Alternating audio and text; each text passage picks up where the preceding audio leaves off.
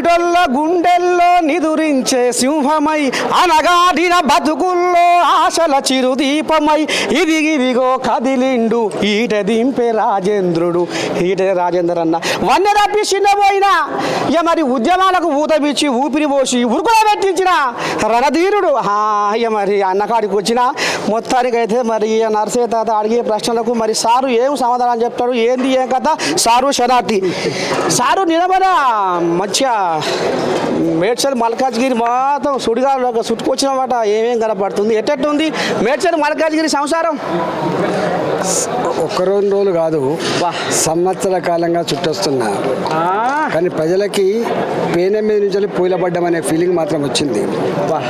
ఒకనాడు పేదలు పొట్ట చేత పట్టుకొని వస్తే ఈ ప్రాంతం అంతా ఆశ్రయం ఇచ్చింది.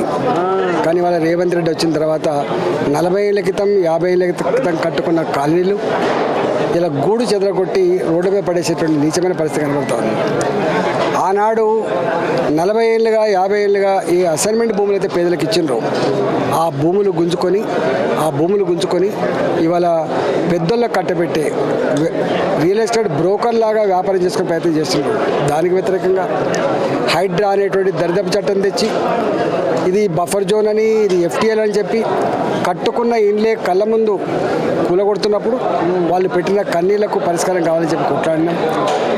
అంతేకాకుండా అనేక సంవత్సరాలుగా పరిష్కారం కానటువంటి అనేక సమస్యల మీద ప్రతినిత్యం వాళ్ళ వెంట ఉండడమే కాకుండా వాటి పరిష్కరించుకున్నటువంటి దాఖలాలు కూడా ఉన్నాయి. అందుకనే 11 సంవత్సరాలుగా మోడీ గారి పరిపాలన ఏ ఫలితాలను అయితే ప్రజానికానికి అందించిందో కళ్ళ ముందు కనపడుతూ ఉన్నాయో అవన్నిటి ఆవిష్కరణ నిలయమే 22వ తారీఖున జరిగినటువంటి ఈ ఎగ్జిబిషన్. కాబట్టి మల్కాజ్గిరి ప్రజలంతా కూడా తరలి వచ్చి గొప్పగా దీన్ని విజయవంతం చేసి భోజనం చేయాల్సిందిగా నేను అప్పీల్ చేస్తున్నాను. అన్న ఒక్క మాట, ఈ బీజేపీ వాళ్ళు రాబోయే రోజుల్లో బీసీనే ముఖ్యమంత్రిని చేస్తారు అనేది ఇక ఇది మొత్తం ఊరు కూడా మొత్తం బాకిపోయింది. కానీ మరి ఇప్పుడు పెద్ద మనిషి మరి వాళ్ళు ఈ కాళేశ్వరం కథ మీద ఏదో కథ జరిగింది, ఇది కమిషన్ల కకృతి, కమిషన్లకు ఆశపడి కాళేశ్వరం కట్టిరనే మోదీ అమిత్ షా అన్నాడట. ఇక మరి నిన్నమోననేమో అంత మంచిగా జరిగింది, కాళేశ్వరం కట్టినాక నా కళ్ళల్లో ఆనందం పొంగిపోతుందని మీరు అన్నదట సారు. ఇక మరి ఎందుకంటే తేడా చేయరా? ప్రాజెక్టులు కట్టవలసిన బాధ్యత ఏ ప్రభుత్వానికైనా ఉంటుంది. ఇలా ఈ కేసీఆర్ కొత్తగా మొదలుపెట్టలేదు. ప్రాజెక్టుల కట్టడం అనేది ఒక నాగార్జున సాగర్ నెహ్రూ కాలంలో కట్టబడ్డది, ఒక పోచంపాడు ప్రాజెక్ట్ కట్టబడ్డది, ఇవాళ ఎల్లంపల్లి ప్రాజెక్ట్ కట్టబడ్డది, ఇవాళ అనేక ప్రాజెక్టు కట్టబడ్డాయి. రాజశేఖర గారి పీరియడ్లో కూడా జలయజ్ఞం పేరిట అనేక ప్రాజెక్టులు కట్టడం మొదలైంది. కేసీఆర్ గారి పేరిట కూడా కట్టబడ్డాయి. కానీ ప్రాజెక్టు కట్టడం వ్యతిరేకం కాదు, కానీ ప్రాజెక్టులలో కడుతున్నప్పుడు అక్రమాలు జరిగితే మాత్రం దాన్ని సహించలేదు అనేది Bharatiya Janata Party philosophy. Board tapping చేసిన ఈట రాజేంద్ర అన్న పేరు కూడా వచ్చింది అంటుర్రు. ఏందో ఈ చిత్రం చల్లకుండా మరి ఇదొక్క మాట చెప్పన్న, ఈట రాజేంద్ర అన్న పేరు కూడా వచ్చింది అంటుర్రు. ఇది పిల్లగా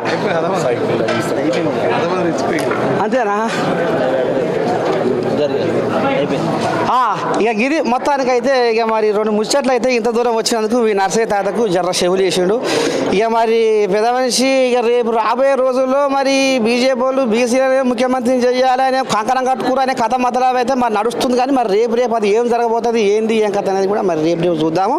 మొత్తానికైతే ఇక మరి కాళేశ్వరం కథ ఏంది సారు అంటే దాని ఇక మరి ప్రాజెక్టులు అన్నకాడ అనేది ఇప్పుడు ఆయన ఏం చెప్పిండో మీరు విన్నారు చెవులారా. ఇక చూద్దాం మరి ఇంకా కూడా రేపు నాడు కుదార్థంగా ఇంటికి పోయినాక ఏం చెప్తాడు.